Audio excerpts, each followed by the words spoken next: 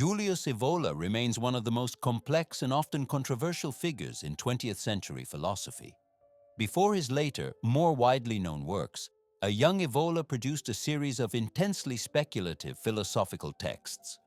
Among the most crucial of these is his 1925 work, Saggi sull'idealismo magico, Essays on Magical Idealism.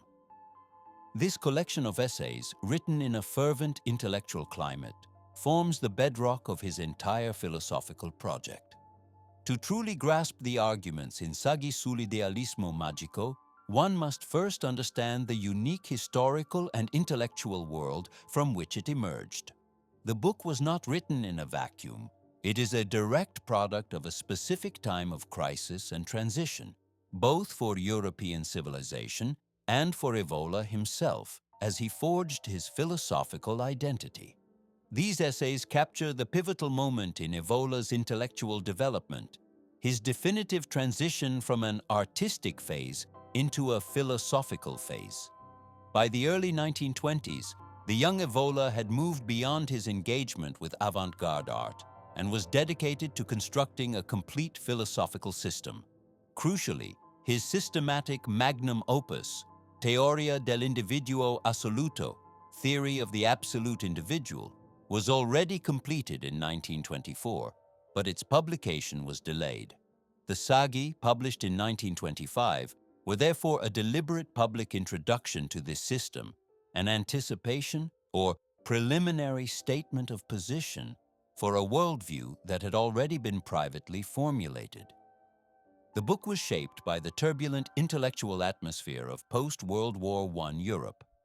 It was a time of profound spiritual crisis, where traditional philosophical and religious foundations were being questioned. In this environment, there was a surge of interest in alternative systems of thought.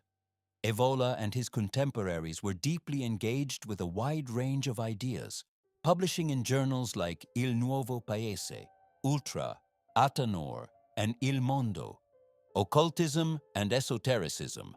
A renewed interest in Western esoteric traditions was prevalent, and Evola engaged with Gnostic ideas, partly through the work of Dmitry Merezhkovsky. Eastern doctrines. There was a growing fascination with Eastern philosophy. Evola himself was deeply influenced by texts on Taoism, particularly the work of Lao Tse and Tantra, which he studied through the works of pioneers like Sir John Woodroffe. Critique of idealism. Mainstream academic philosophy, particularly Italian idealism, was a central point of debate, and Evola sought to push its conclusions to their most radical limits. The central purpose of Saggi sull'idealismo magico is to offer a direct response to what Evola identifies in the book's first essay as the problem of the contemporary spirit. His work begins not with abstract propositions, but with a stark diagnosis of the spiritual ailments of modern Western society. Evola begins with the assertion that it is obvious Western civilization is traversing a period of crisis. He views the modern era as a period of transition, one characterized by the loss of traditional spiritual foundations. This crisis, he argues, has left the modern individual adrift, without the certainties that once grounded human existence. The old frameworks, from religion to classical philosophy, no longer seem sufficient to address the profound sense of unease and meaninglessness permeating society.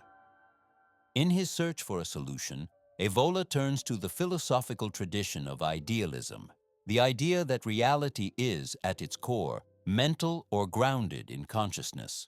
However, he found the existing forms of idealism to be critically lacking. He rejected the idea of the mind as a mere mirror of reality and instead proposed it as a forge. He sought to overcome this passive limitation and develop a philosophy that was not just descriptive but empowering and active. This critique of passive philosophy sets the stage for the powerful solution he proposes. A new, radical form of thought he calls magical idealism. At its heart, magical idealism is a philosophy centered on the radical power of the individual, what Evola calls the absolute individual, to define and create reality through the force of will. It combines the philosophical premise of idealism with an esoteric concept of magic as inner power. The foundation of Evola's system is pure idealism. In this view, the I is the ultimate and sole reality. This I is not the personal empirical ego of daily life, but a deeper transcendental consciousness, the absolute individual. The external world, with all its objects and events, is not a separate substance. While its reality isn't denied, its independence from this ultimate consciousness is. For Evola, there is nothing truly outside of this foundational I, meaning the world's existence and nature are conditional upon it. The magic in magical idealism has little to do with popular notions of spells or supernatural tricks. For Evola, magic is a technical term for the inner power, potenza, and sovereign will of the individual. It represents the capacity to actively determine and create one's experience of reality, rather than being passively shaped by external circumstances. This is not the modern passive concept of manifestation or wish fulfillment. It is a radical, often grueling, reforging of the self and its relationship to reality through the sovereign will.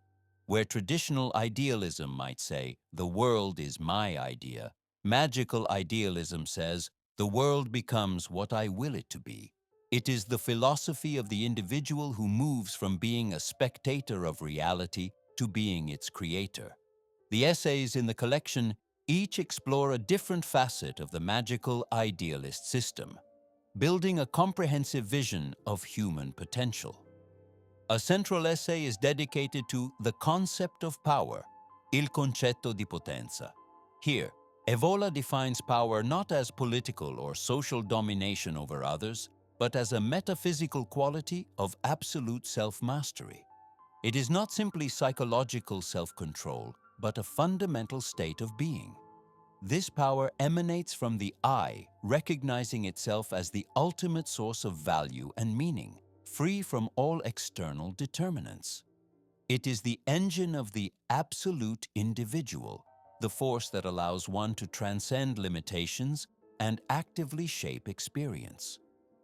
Evola dedicates essays to the supernormal I and the construction of immortality. He believed that human potential extended far beyond the ordinary, into realms of experience that modern science dismissed. Crucially, he argued that immortality was not a gift or a given, but something that the individual must actively build or conquer. This is achieved through rigorous spiritual, psychological, and internal discipline, transforming the very nature of one's being from a mortal, passive entity into an immortal, active creator. In the essay, The Essence of Magical Development, Evola outlines the practical and existential path for the individual. This development is not merely intellectual, but involves a series of trials or proofs that test and forge the will. These include the proof of fire, an experience of negation and destruction in which the individual radically severs ties with all predetermined values and dependencies. The proof of suffering, the capacity to endure negation without breaking, mastering pain, and transforming it into a source of strength through the triumph of the will. The proof of love, the ultimate test, where the individual acts not out of desire or need, but from a state of sovereign fullness, giving without wanting and loving without attachment. The book is not a soliloquy. In a section titled Contemporary Exigencies Toward Magical Idealism, Evola actively engages with the leading philosophical figures of his day. He discusses and critiques the ideas of Carlo Michelstaedter, whose tragic concept of persuasion against the backdrop of life's insufficiency, Evola engaged with and reframed. Otto Braun, a young German writer whose romantic vitalism Evola saw as a potent but incomplete expression of the heroic will. Giovanni Gentile, the dominant figure in Italian idealism, whose philosophy of the pure act, Evola, sought to overcome and radicalize. Hermano Kaiserling, whose school of wisdom and philosophy of meaning, sin, provided a point of departure for Evola's own explorations. Saggi sull'idealismo magico is a dense, challenging, and radical work. Its core message is a powerful and uncompromising affirmation of the individual's potential to transcend all limitations, whether physical, psychological, or spiritual, and become a sovereign creator of meaning and reality. It is here that he first laid the groundwork for a worldview defined by power, self-mastery, and the magical imperative for the absolute individual to become the sole law and creator of their own reality.